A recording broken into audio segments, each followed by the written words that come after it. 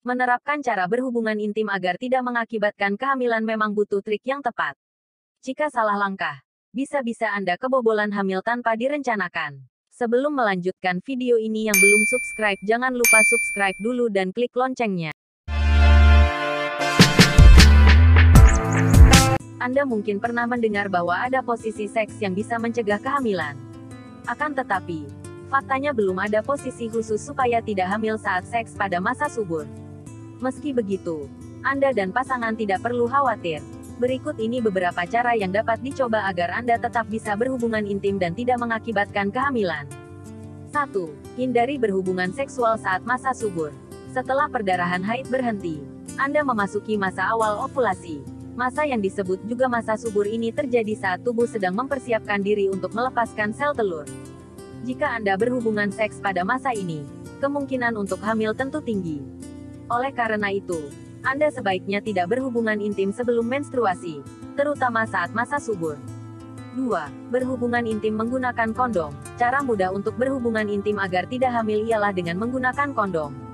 Kondom yang digunakan pria akan mencegah masuknya sperma ke dalam vagina sehingga mengurangi risiko kehamilan.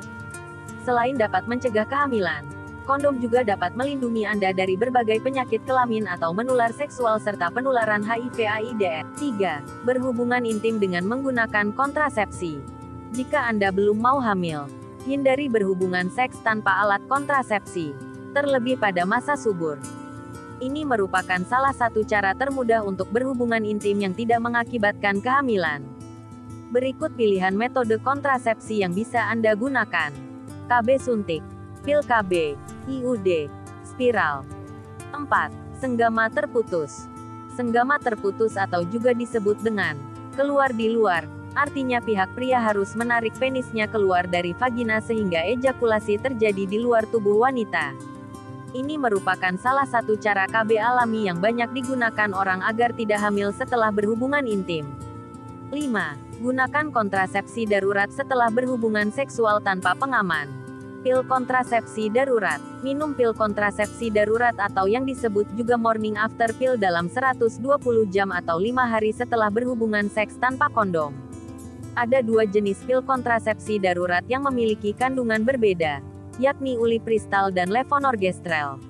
Pil ulipristal, jenis pil kontrasepsi darurat paling efektif dengan waktu kerja hingga 120 jam atau 5 hari setelah berhubungan seks.